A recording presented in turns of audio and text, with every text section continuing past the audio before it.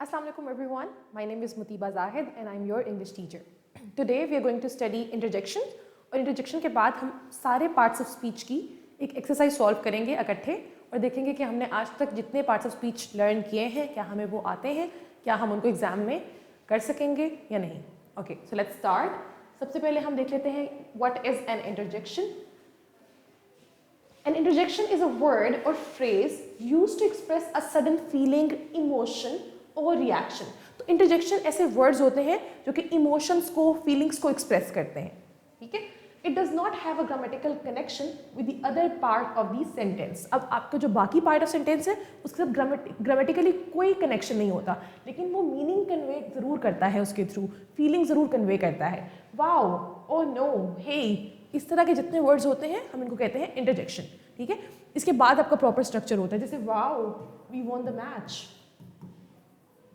अब इस सेंटेंस का दूसरे वाले पार्ट के साथ कोई ताल्लुक नहीं है, ठीक है? अगर मैं यहाँ पे लिख रही हूँ wow we won the match, अब इस सेंटेंस के अंदर जो ये पार्ट ऑफ सेंटेंस है इसका स्ट्रक्चर के साथ कोई ताल्लुक नहीं है, लेकिन क्या है, ये फीलिंग्स ऐड कर रहा है एक सेंटेंस के अंदर, ठीक है?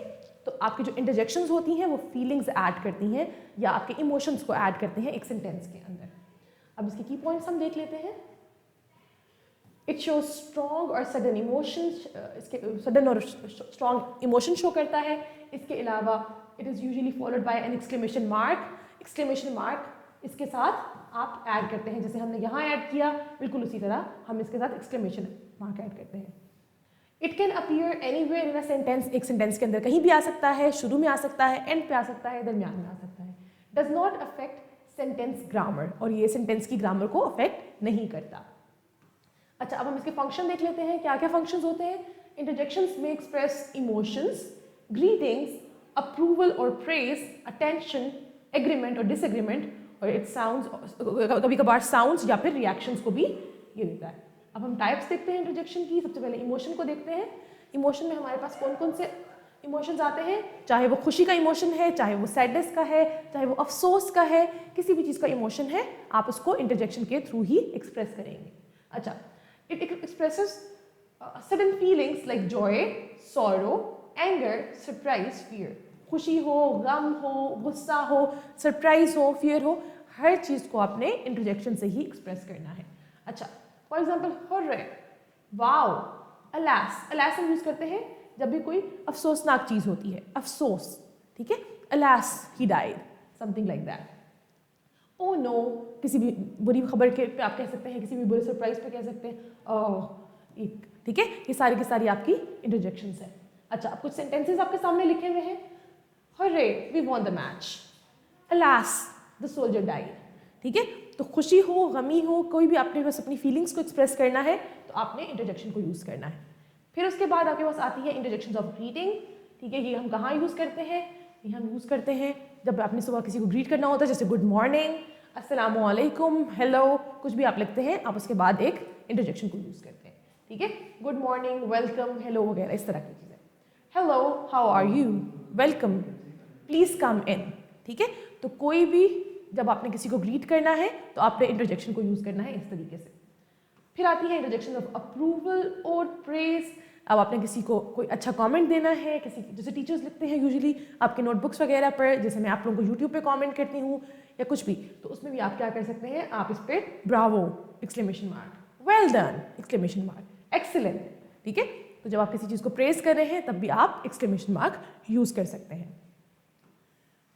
फिर आते हैं इंटरजेक्शन ऑफ सरप्राइज. जब भी आप किसी बात पे सरप्राइज हो तब भी आप इंटरजेक्शन को यूज़ कर सकते हैं. ओह रियली, व्हाट, ठीक है? तो आप इस तरीके से जब भी बात करते हैं तो आप इंटरजेक्शन को यूज़ करके बात कर सकते हैं. What, you top the class, ठीक है? कोई भी न्यूज़ आपको मिल रही है तो आप उस पर जब हैरान होंगे तब भी आप इंटरजेक्शन यूज़ करते हैं, ठीक है? बेसिकली ये जो वर्ड्स होते हैं ना इंटरजेक्शन, ये आपके सेंटेंसेस के अंदर जान डाल देते हैं, आपके एक्सप्रेशंस को सेंटेंसेस के अंदर लेकर आते हैं, आपके सेंटेंसेस को थोड़ा जानदार कर देते हैं, कि बताते हैं कि किस तरीके से बात की जा रही है. अच्छा, लुक, अच्छा ये क्या है? Interjection of attention. Whenever you have to take somebody's attention तब भी आप इंटरजेक्शन यूज़ करते हैं, ठीक है? जब किसी को बुलाते हैं ना, look, look here, excuse me, ठीक है, तब भी आप क्या करते हैं, तब भी आप इंटरजेक्शन यूज करते हैं। लिसन, हे, ठीक है, ये भी आप यूज कर सकते हैं। हे, वॉच आउट, आप किसी को वार्न कर रहे हैं अबाउट समथिंग, तो भी आप यूज कर सकते हैं। अब इंटरजेक्शन ऑफ एग्रीमेंट और डिसएग्रीमेंट, इसके अंदर भी हम इंटरजेक्शन यूज करते हैं। फॉर एग्जाम्पल येस, नो, अगर आपसे कोई पूछ रहा है आर यू एक्साइटेड, येस, ठीक है। जब हम इस तरीके से अपनी नॉर्मल रूटीन के अंदर बातें करते हैं, हम लिखते वक्त भी उसके अंदर एक्सप्रेशंस को शो करते हैं। Yes I agree with you, इस तरीके से सेंटेंसेस। अच्छा, ठीक है। फिर आता है interjection of calling. So when you call somebody, तब भी आप इंटरजेक्शन यूज कर सकते हैं। जैसे हे, आप किसी को बुलाने के लिए यूज कर रहे हैं, तब भी आपने एक्सक्लेमेशन लगाया, यो, ओ, ठीक है, आपने इनको भी देखा होगा। हे कम हियर, आप किसी को बुला रहे हैं, ठीक है, तो आपने इंटरजेक्शन यूज की। अब है इंटरजेक्शन ऑफ पेन, जब आपने फिजिकल पेन या इमोशनल पेन दिखानी होती है अपनी स्टोरी के अंदर, अपने किसी भी राइटिंग्स के अंदर या अपने मैसेजेस के अंदर, तो तब भी आप एक्सक्लेमेशन मार्क यूज करते हैं। आउच, ठीक है, ठीक है, ये सारे के सारे जो वर्ड्स हैं, ये आप इनको यूज करते हैं किसके साथ, एक्सक्लेमेशन मार्क के साथ, ठीक है। आउच, दैट नीडल हर्ट, अगर किसी को कोई पेन चुभ गई है, कुछ भी है, तो आप उसको इस तरीके से कह सकते हैं। फिर आता है इंटरजेक्शन ऑफ हेजिटेशन। समटाइम्स जब हम बोलते वक्त भी थोड़ा सा इस तरह कर जाते हैं, उसी तरह हम अपनी राइटिंग्स के अंदर भी इस इफेक्ट को क्रिएट करने के लिए इंटरजेक्शन को यूज कर सकते हैं। जैसे कोई भी इस तरह के वर्ड्स को आप इस तरीके से यूज कर सकते हैं। आई एम थिंकिंग, ठीक है, तो ये क्या है, ये आपके गैप क्रिएट हो रहा है, उसको एक अच्छा इफेक्ट दे रहा है। अच्छा, अब पंक्चुएशन जो है इंटरजेक्शन की, वो बहुत इंपॉर्टेंट है, हम इसको देख लेते हैं। स्ट्रॉन्ग इमोशन, एक्सक्लेमेशन मार्क, जब आपका इमोशन स्ट्रॉन्ग होगा तो एक्सक्लेमेशन मार्क आएगा। अगर आपका इमोशन थोड़ा सा माइल्ड है, बहुत स्ट्रॉन्ग नहीं है, तो फिर एक्सक्लेमेशन मार्क की जगह आपके पास आएगा कॉमा, ठीक है। Well let's start, wow that's amazing, see, तो जहां पर फीलिंग्स और इमोशन स्ट्रॉन्ग है वहां एक्सक्लेमेशन मार्क आ रहा है, जहां फीलिंग्स और इमोशन स्ट्रॉन्ग नहीं है वहां कॉमा चल रहा है, ठीक है। तो हर जगह पे हम एक्सक्लेमेशन मार्क नहीं यूज कर रहे। एक्सक्लेमेशन मार्क खाली हमें ये नहीं बता रहा कि ये इंटरजेक्शन है, वो जो वर्ड्स फीलिंग क्रिएट कर रहे हैं वो वर्ड्स असल में इंटरजेक्शन है। अच्छा, अगर ये एक कोई सेंटेंस के स्टार्ट में आपकी इंटरजेक्शन आ रही है तो आप कैसे लिखेंगे, तब आप इस तरीके से लिखेंगे, oh no I forgot my book, ठीक है, शुरू में आपने इंटरजेक्शन लिखी, उसके बाद आपका सेंटेंस स्टार्ट हो रहा है, ठीक है। अच्छा, जब एक सेंटेंस के मिडिल में आएगा तो आप कैसे लिखेंगे, I will hyphen oh, check again, ठीक है। अब आपके सेंटेंस के बीच में एक ब्रेक आई, ठीक है। अच्छा, फिर अगर आपके एंड पर आएगा तो तब आप क्या करेंगे, एंड पे आपने कॉमा लगाया जहां पे आपका असल सेंटेंस खत्म हो रहा है, उसके बाद यू वॉन्ट हर रेन, ठीक है, तो अब आपने यहाँ पे एक्सक्लेमेशन मार्क लगा दिया। So this is how you use interjection in your sentences. I hope आप लोगों को समझ में आई होंगी, ठीक है। आपके पास एग्जाम में इसी तरह कोई क्वेश्चन आ सकता है, उसमें कह सकते हैं कि which part of speech has been used in this sentence, और नीचे उन्होंने आपके पास ऑप्शन दिए हुए होंगे ए बी सी डी में, ठीक है। जब इस तरह के किसी वर्ड को अंडरलाइन किया हुआ होगा या बोल्ड किया हुआ होगा तो आपको पता होगा कि आपसे किस चीज़ के बारे में क्वेश्चन किया जा रहा है। अब मूव करते हैं हम अपने ग्रैंड टेस्ट की तरफ, जो कि पार्ट्स ऑफ स्पीच पे है। आई होप आप सब लोगों ने पार्ट्स ऑफ स्पीच बहुत अच्छे तरीके से वीडियोस देखी होंगी। तो आज हम सारे पार्ट्स ऑफ स्पीच को साथ साथ सॉल्व भी करेंगे, और साथ साथ हम उसके बारे में, अगर आप लोगों को नहीं पता होगा तो मैं आप लोगों को थोड़ी सी उसकी रिविजन भी करा दूंगी, ठीक है। अच्छा, अब आप लोगों के जो कमेंट्स हैं, I can see that on the other screen, so आप लोग मुझे उसमें कमेंट कर सकते हैं, आप मुझे बता सकते हैं जिस भी क्वेश्चन के बारे में मैं पूछूंगी आप उसका आंसर कर सकते हैं in your comment section of zoom, ठीक है। आप इस जूम मीटिंग के अंदर ही मुझे कमेंट कर सकते हैं, साइड बाय साइड मैं देखूंगी वहाँ से, और आपके आंसर्स को मैं करेक्ट भी कर रही होंगी, ठीक है। तो हम स्टार्ट करते हैं अपने पार्ट्स ऑफ स्पीच टेस्ट को। अच्छा, अब हमारे पास यहाँ पर 25 MCQ होंगे जो हम आपकी क्लास में ग्रेड 9 में मैं आप लोगों को कवर कराऊंगी। इसके अलावा जो बाकी के 25 MCQs हैं, नेक्स्ट 25 वो मैं कराऊंगी क्लास 10th में। तो जो बच्चे 9th क्लास की वीडियो देख रहे हैं वो अपनी क्लासेस लेने के बाद इवनिंग में यूट्यूब वीडियो में जाके 10th क्लास की पार्ट्स ऑफ स्पीच की वीडियो को भी देख सकते हैं और उसको सॉल्व कर सकते हैं, ठीक है। तो लेट्स स्टार्ट। अब हर सेंटेंस के अंदर यहाँ पर आपके पास एक वर्ड बोल्ड है, ठीक है। In every sentence there is one word which is bold. You are supposed to tell me which part of speech is that, which type of part of speech is that. Okay, अच्छा, अब जैसे हमारे पास पहला sentence है, she speaks politely to her elders. अब इस sentence के अंदर हमारे पास ऑप्शंस है कि जो पोलाइटली है वो क्या है. You have to tell me. ये एडवर्ब ऑफ डिग्री है, एडवर्ब ऑफ मैनर है, एडवर्ब ऑफ टाइम है, या एडवर्ब ऑफ प्लेस है. साइड बाय साइड हम रिविजन करते जाते हैं. एडवर्ब ऑफ डिग्री क्या होता है? Do you remember that? Are you guys sending me your comments? Okay, अच्छा, एडवर्ब ऑफ डिग्री क्या होता है? जिसमें आप बताते हैं हाउ मच को आंसर करते हैं, राइट. एडवर्ब ऑफ मैनर क्या होता है? जिसमें आप हाउ को आंसर करते हैं. ठीक है, डिग्री था हाउ मच,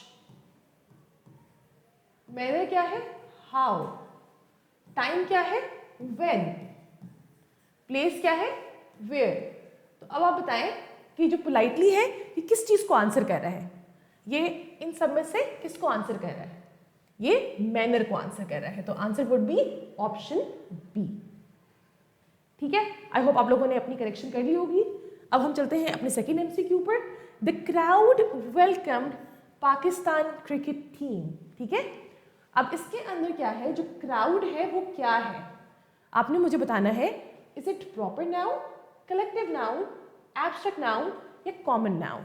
इन चारों में से कौन सा ऑप्शन ठीक है? प्रॉपर नाउन वो होता है जो कि किसी प्रॉपर चीज का नाम होता है और कैपिटल लेटर से स्टार्ट होता है. Collective noun collection of a lot of things जिसको हम एज सिंगल यूनिट कंसीडर करते हैं. एब्स्ट्रैक्ट नाउन जिसको आप देख नहीं सकते. कॉमन नाउन जो कि कोई भी कॉमन चीज हो सकती है. तो इसमें से which option is right? I hope आपने अपना आंसर लिख लिया होगा. The right answer is collective noun. ठीक है, क्राउड बहुत सारे लोग हैं जिसको हम एज सिंगल यूनिट कंसीडर कर रहे हैं यहाँ पर. फिर हमारे पास हमारा थर्ड एमसीक्यू आता है.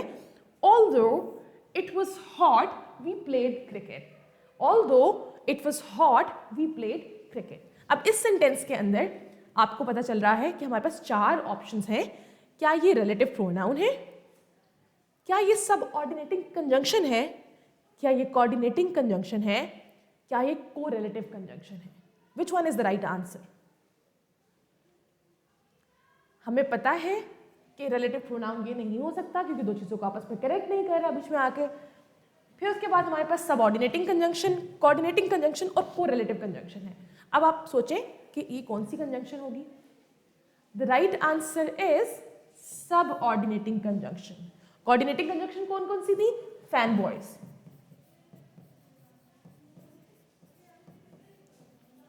ठीक है, कोरिलेटिव कौन सी थी? जो पेयर में आ रही थी, जो टू कंजंक्शन इकट्ठे आ रही थी, राइट. तो ना ये हो सकती है ना वो हो सकती है. सब ऑर्डिनेटिंग कंजंक्शंस है. क्योंकि क्या है?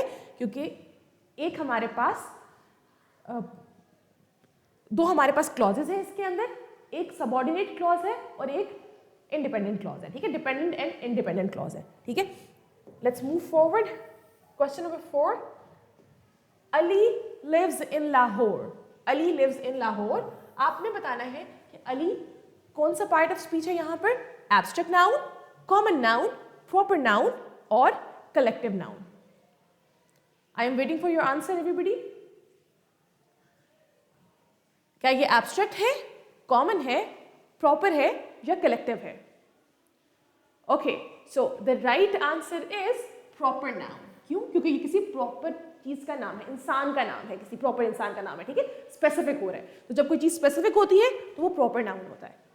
This pencil is mine. इस सेंटेंस के अंदर व्हाट इज माइन? क्या ये पोजेसिव एडजेक्टिव है, डिमॉन्स्ट्रेटिव प्रोनाउन है, पोजेसिव प्रोनाउन है या फिर पर्सनल प्रोनाउन है? This pencil is mine. आपने बताना है कि माइन क्या है. क्या ये पोजेसिव एडजेक्टिव है? क्या ये डिमॉन्स्ट्रेटिव प्रोनाउन है? क्या ये पोजेसिव प्रोनाउन है? क्या ये पर्सनल प्रोनाउन है?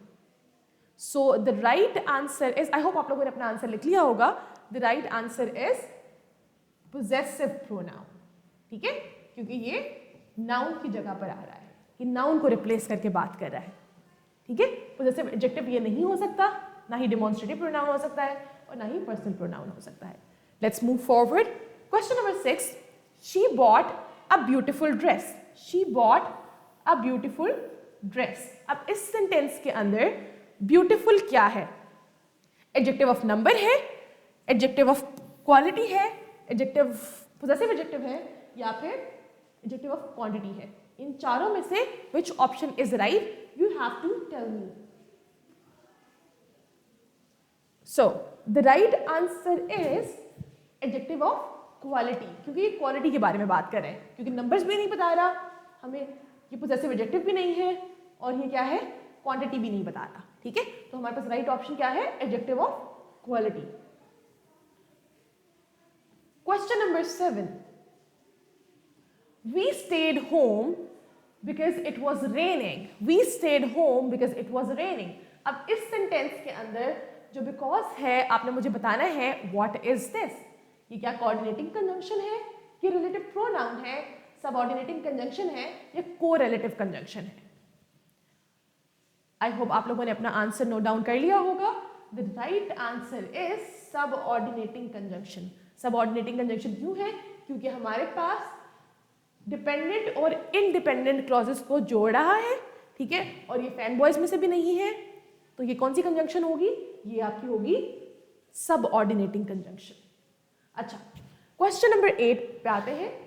Those mountains are very high, those mountains are very high। अब इस सेंटेंस के अंदर those क्या है, is it demonstrative pronoun, interrogative adjective, demonstrative adjective, या फिर पोजेसिव एडजेक्टिव। ये आपको मुझे बताना है कि those mountains are very high क्या है। आई होप आप लोगों ने अपना आंसर नोट डाउन कर लिया होगा। The right answer is demonstrative adjective.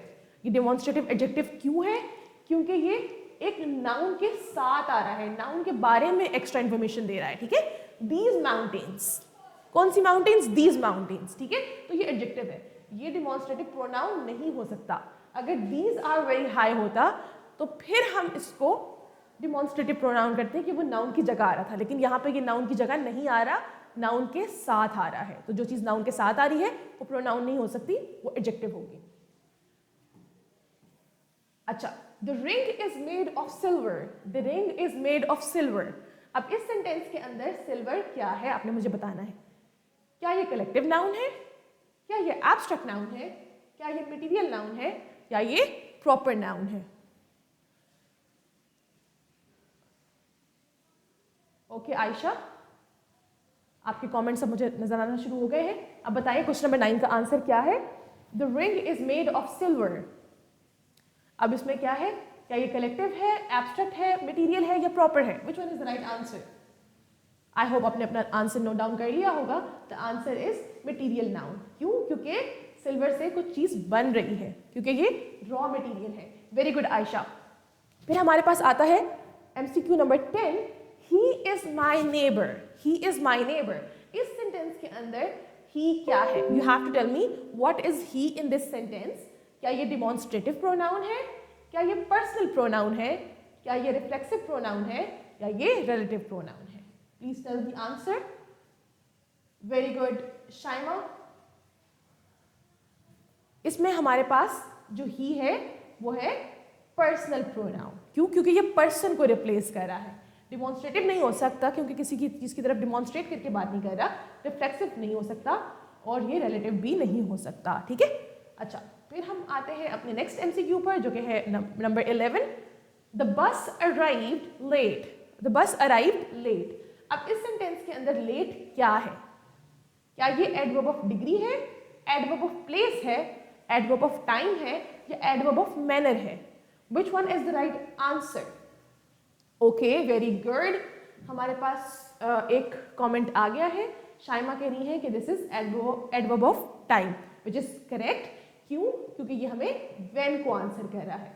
ठीक है, डिग्री हमें बताती है हाउ मच, प्लेस हमें बताती है व्हेन, मैनर हमें बताती है हाउ। तो हमें यहाँ पर किस चीज का आंसर कर रही है, व्हेन का आंसर कर रहा है। तो हमें पता है कि हमारा option C is the right one. अब आते हैं नंबर 12 पे। I like both tea and coffee। I like both tea and coffee। अब इस सेंटेंस के अंदर जो कंजंक्शन यूज हुई है वो कौन सी है, क्या वो कोऑर्डिनेटिंग कंजंक्शन है, क्या वो रिलेटिव प्रोनाउन है, क्या वो कोरिलेटिव कंजंक्शन है, या वो सबऑर्डिनेटिंग कंजंक्शन है। विच one is the right answer. Question number 12। I hope आप लोगों ने अपना आंसर नोट डाउन कर लिया होगा। The right answer is this is correlative conjunction. Kindly Shaima इसको करेक्ट करिएगा। आपने लिखा है सबऑर्डिनेटिंग कंजंक्शन। सबऑर्डिनेटिंग कंजंक्शन का मतलब होता है जो फैन वॉइस के अलावा कंजंक्शन आ रही है और जो दो क्लॉजेस को आपस में जोड़ रही हैं, और वो दो क्लॉजेस कौन से होते हैं, वो सबऑर्डिनेटिंग, वो आपके पास आपकी डिपेंडेंट और इंडिपेंडेंट क्लॉज होता है। लेकिन यहाँ पर ऐसा नहीं है, यहाँ पे दो कंजंक्शन यूज हो रही है। I like both T and coffee, both and, ठीक है। तो जब दो कंजंक्शंस आपके पास इकट्ठी आती हैं उसको हम कहते हैं कोरिलेटिव कंजंक्शन, ठीक है। अच्छा, फिर the jury announced it's decision. The jury announced it's decision. अब इस सेंटेंस के अंदर जो ज्यूरी है वो क्या है? Is it abstract noun, common noun, collective noun और proper noun? Which one is the right answer? Question number 13. The right answer is collective noun. Okay, Shaima kindly correct it. क्यों? अब ये प्रॉपर नाउन क्यों है? एक तो proper noun की सबसे बड़ी आपको एक निशानी मैं आपको बता दूं कि वो हमेशा कैपिटल लेटर से स्टार्ट होता है, और ये तो कैपिटल लेटर से स्टार्ट नहीं हो रहा। और ज्यूरी ग्रुप ऑफ पीपल है ना जिन्होंने एक डिसीजन अनाउंस किया, तो वो क्या है? वो कलेक्टिव नाउन, ठीक है।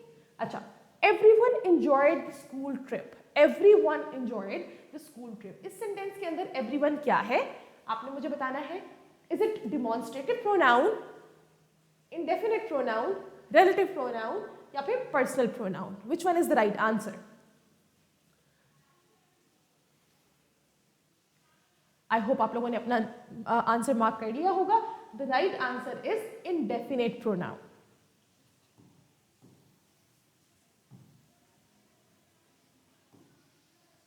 अच्छा, अब हमारे पास आते हैं क्वेश्चन नंबर 15.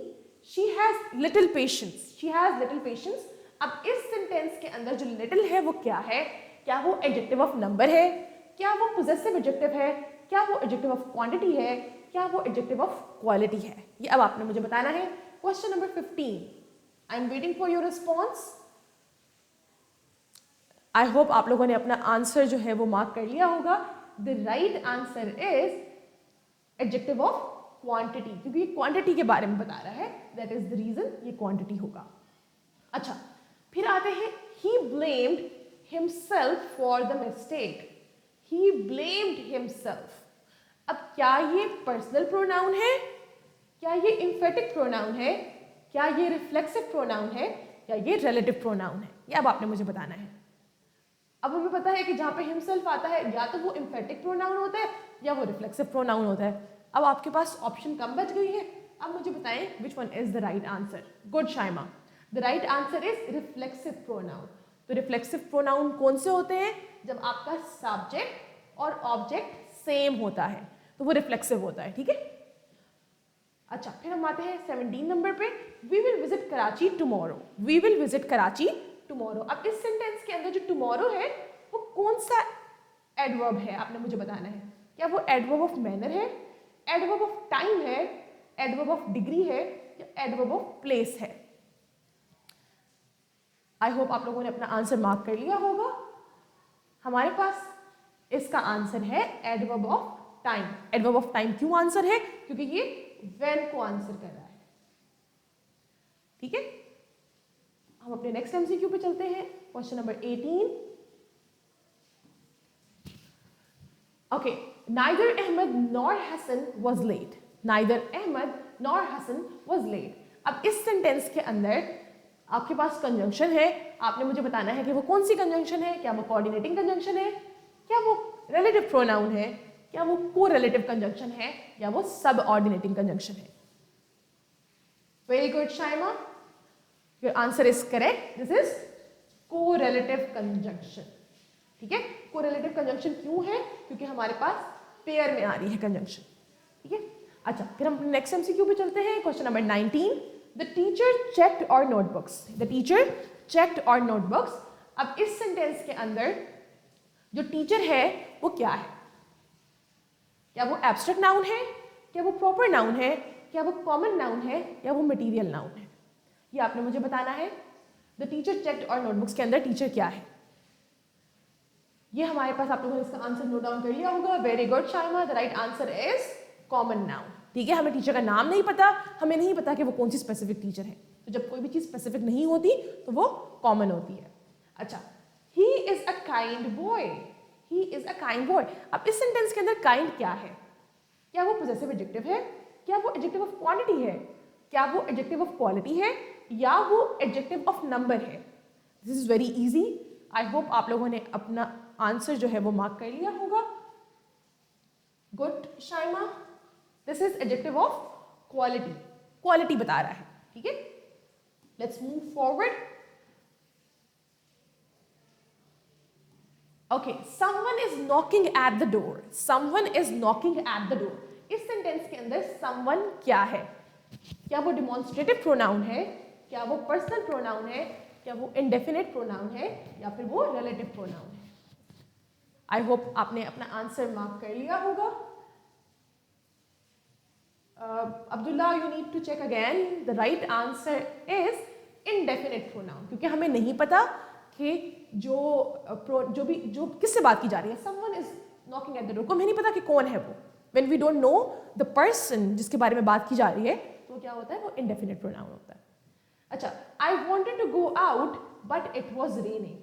अब इस सेंटेंस के अंदर बट यूज हुआ है। बट क्या है ये आपने मुझे बताना है। क्या वो कोरिलेटिव कंजंक्शन है? क्या वो कोऑर्डिनेटिंग कंजंक्शन है? क्या वो रिलेटिव प्रोनाउन है? या वो सबऑर्डिनेटिंग कंजंक्शन है? आई होप आपको इसका आंसर पता होगा। Please mark your answer.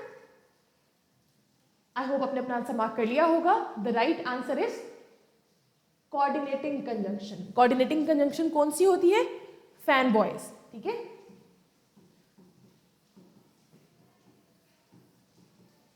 ठीक है, और वो किसको जोड़ती है? वो दो इक्वल लेवल के क्लॉजेस को जोड़ती है या सेंटेंसेस को जोड़ती है। और इक्वल लेवल के क्लॉजेस का मतलब है कि वो दोनों के दोनों इंडिपेंडेंट क्लॉजेस होंगे।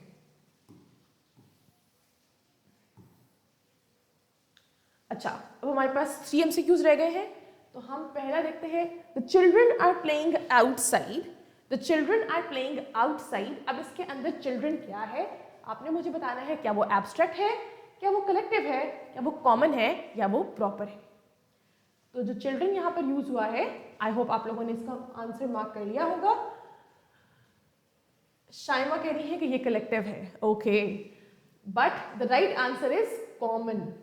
आपको बताऊं, जो कलेक्टिव नाउन्स होते हैं ना, वो group of things considered as a single unit. Children जो है ये प्लूरल है, ठीक है, ये कलेक्टिव नहीं हो सकता। और आपको पता है जो कलेक्टिव नाउन्स होते हैं ना, उसके साथ हम आर की जगह इज यूज करते हैं, ठीक है। तो ये क्या है? ये कॉमन नाउन है।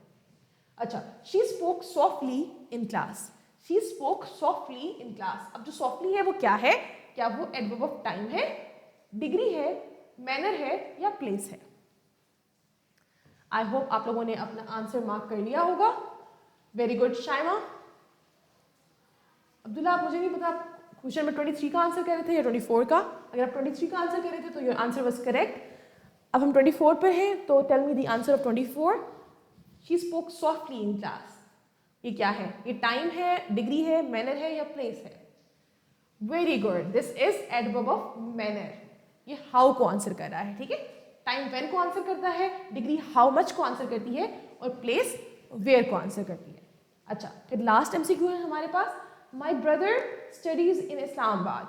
माई, अब जो माई है वो क्या है ये आपने मुझे बताना है।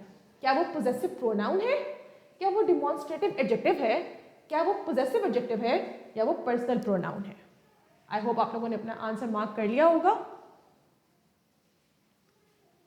Okay, Shaima is saying that this is possessive pronoun. Okay, but the right answer is possessive adjective. अब ये possessive pronoun क्यों नहीं है, possessive adjective क्यों है, ये मैं आपको भी बताती हूँ।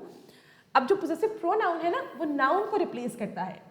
noun तो हमारे पास मौजूद है यहाँ पर, ये noun के साथ extra information दे रहे हैं noun के बारे में। brother किसका brother? my brother, ठीक है।